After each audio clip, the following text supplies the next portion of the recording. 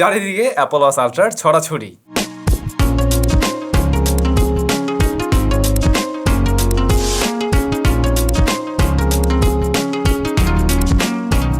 তো আজকেও আমরা সেরকম একটা অ্যাপল ওয়াচ আল্ট্রা নিয়ে কথা বলতে চাই। এটার মডেল নাম্বার হলো HW8 আল্ট্রা ম্যাক্স এবং আমি ট্রাই করব ভিডিওর শেষে এটা আপনাদেরকে দেওয়ার জন্য গিভঅ্যাওয়ে থাকবে এই জিনিসটাই। তো দেখা যাক আজকের এই ওয়াচটি কেমন হয়। মার্কেটে তো অলরেডি অনেকগুলো অ্যাপল ওয়াচ আল্ট্রার কপি পাওয়া যায় এবং আমরাও অলরেডি মনে হয় 2টা না কটার ভিডিও দিলাম। সো এটা 3 নাম্বারটা, দেখা যাক 3 নাম্বারটা কেমন হয়। ধন্যবাদ গ্যাজেট হাবকে আমাদের কাছে এই রিভিউটি পাঠানোর জন্য। তাদের কাছে আপনারা অবশ্যই এই ঘড়িটি পেয়ে যাবেন রাইট নাও, দাম 2690 টাকা with 7 days replacement warranty. Video ডেসক্রিপশনে এই প্রোডাক্টের পারচেস লিংক দেওয়া থাকলো। বক্স কন্টেন্ট ঘড়ি থাকবে, এটাকে চার্জ করার জন্য চার্জার রয়েছে, ইউজার ম্যানুয়ালটা এইগুলোই। তো ঘড়িটা আপনারা যেমনটা দেখছেন অবশ্যই অ্যাপল ওয়াচ আল্ট্রার মতো একদম সেম টু সেম। এর আগেও আমরা যে কপিগুলো পেয়েছি সেরকমই, তবে এইটার বডি ফ্রেমটা আরেকটু হেভি টাইপের মনে হচ্ছে, বিশেষ করে ডিসপ্লের যে চারিপাশে বর্ডারটা একটু মোটা লাগবে আর কি, যার ফলে একটু শক্তপোক্ত বেশি মনে হয়। ইহা অ্যালয়জিং দিয়ে তৈরি। রেয়ার প্যানেলে কিন্তু আমরা দেখবো সিরামিক টাইপের, যদিও এটা প্লাস্টিকই হবে, দেখতে সিরামিক টাইপের এই শিল মনে হয়। আর এইটার যে স্ট্র্যাপ সেটাকে কিন্তু লক করা যায়, যে বিষয়টা আমরা অনেক ঘড়িতেই মিস করি। সো এটা একটা ভালো বিষয় যে লকের একটা সুব্যবস্থা রয়েছে। ক্রাউন হুইল, তারপরে বাটনস, সেগুলোর পজিশন আগের মতোই সেম থাকছে। এগুলো নিয়ে আর কথা না বাড়াই, আমরা সরাসরি ভিতরে জাম্প করি। আমরা এর যে ডিসপ্লেটা পেয়েছি এটার সাইজ হলো 2.05 ইঞ্চ, যা IPS LCD panel, resolution 240x280। ডিসপ্লের সাইজ অনুযায়ী রেজুলেশন মেনে নেওয়ার মতো আছে এবং এই ডিসপ্লেটা যথেষ্ট কালারফুল। এছাড়াও একদম আউটডোরেও ঠিকঠাকভাবে ব্যবহার করা যাচ্ছিল। এখনকার দিনে দাঁড়িয়ে দেখুন 2500-2600 টাকার ঘড়িগুলোও কিন্তু বেশ ভালো রকমের ব্রাইটনেস দিয়ে আসে এবং সেগুলো আউটডোরেও আসলে ভিজিবিলিটি দিতে পারে। তবে হ্যাঁ, touch response up to the mark আপনি বলতে পারবেন না, মাঝে মধ্যে কিছুটা ল্যাটেন্সি আমরা পেয়েছি, একটু জোরে টাচ করতে হয়। আবার যদি আপনি উপরে কোনো প্রোটেক্টর ব্যবহার করেন সেই ক্ষেত্রেও একটু ভালোভাবে টাচ করতে হবে, অন্যথায় দেখবেন যে টাচ মিসম্যাচ করতে পারে। তবে এর বাইরে গিয়ে আমরা ডিসপ্লেটা ভালোই বলতে পারি, যথেষ্ট কালারফুল এবং শার্পনেস যা আছে সেটাও মেনে নেওয়ার মতো ছিল। বাই দ্য ওয়ে, ছোট্ট একটা ভুল বললাম, ডিসপ্লেটা IPS না, এটা হবে হচ্ছে গিয়ে TFT প্যানেল।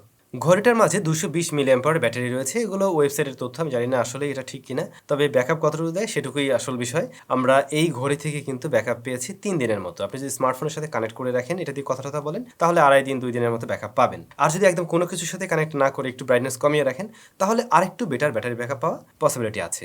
এই ঘড়িটা স্মার্টফোনের সাথে কানেক্ট করে কিন্তু আপনি কথাও বলতে পারবেন। লাউডনেস ঠিকঠাক পেয়েছি, তবে মাইক্রোফোনটা যা দেখলাম একটু জোরে কথা না বললে অপর প্রান্তের ব্যক্তির শুনতে একটু সমস্যা হয়, তো একটু জোরে কথা বলে উনি ঠিকঠাকভাবে শুনতে পাবেন। এর বাইরে কল কোয়ালিটি নিয়ে কোনো ধরনের সমস্যা পাইনি। 10 মিটার্সের মধ্যে এর স্ট্রেংথ ঠিকঠাক ছিল। স্মার্টফোনের সাথে এই ঘড়িকে কানেক্ট করা যাবে ওয়্যারফিট প্রো নামক অ্যাপ্লিকেশনের মাধ্যমে। এই যে কম দামি স্মার্ট ওয়াচগুলো, এর সাথে আমরা যে অ্যাপসগুলো পাই তার মধ্যে ওয়্যারফিট প্রোটা কিন্তু অন্যতম আকর্ষণীয় এবং অন্যতম সেরা বলতে পারেন। এইটার সাথে কানেক্টিভিটি বেশ ভালো ছিল এবং যথেষ্ট ইউজার ফ্রেন্ডলি হওয়াতে সব কাজগুলোই সহজে করা যাচ্ছিল। পাশাপাশি স্মার্টফোনের সাথে কানেক্ট করার পরে যাবতীয় যত নোটিফিকেশন, যাবতীয় মেসেজ ট্যাসেজ সব কিছুই কিন্তু এই স্মার্টফোনে পাবেন, তবে বাংলা সাপোর্ট আমরা এখানে পাইনি। এছাড়াও এই অ্যাপ্লিকেশনে অজস্র ওয়াচ ফেস রয়েছে ফ্রিতেই, সেগুলো বেশ বোল্ড, আপনি অনায়াসে চাইলে এই ঘড়িতে ব্যবহার করতে পারছেন।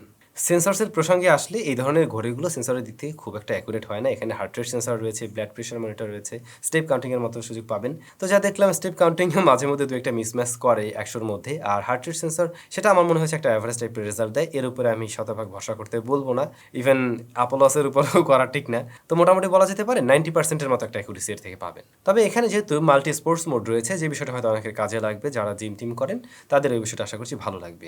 এই ধরনের ঘড়িতে পানি ঢোকে না, এই বিষয়টা বলাটা একদমই ভুল। অনেক সময় দেখবেন বিক্রেতারা বলে থাকে এই ধরনের ঘড়িগুলোতে পানি ঢোকে না, মোটেই না, পানি ঢুকতে পারে। কথা বলা যায় এরকম কম দামি ঘড়িতে পানি ঢোকার পসিবিলিটি থাকে। তাই আমি বলবো আপনি যদি হ্যান্ড ওয়াশ করেন, একটু বৃষ্টিতে ভিজে গেল হঠাৎ করে, তাতে করে সমস্যা হচ্ছে না, কিন্তু এটা নিয়ে মোটেই সুইমিং পুলে নামাটা ঠিক হবে না বা একদম পানিতে ভেজানো উচিত হবে না।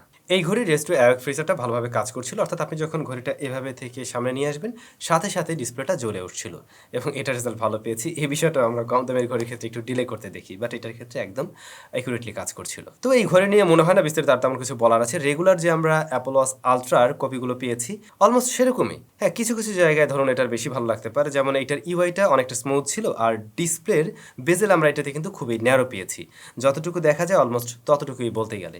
সো এই সমস্ত জায়গাগুলো আবার ভালো লাগার ছিল। আপনাদের কাছে কেমন লেগেছে অবশ্যই কমেন্ট করবেন।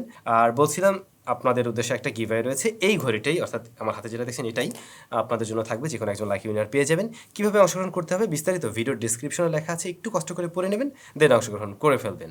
আর আমরা রেজাল্ট কবে দিচ্ছি ওটাও লেখা থাকবে। সবাই তাহলে ভালো থাকুন, অনেক বেশি ভালো থাকুন। দেখা হচ্ছে আবারও নতুন ভিডিওতে।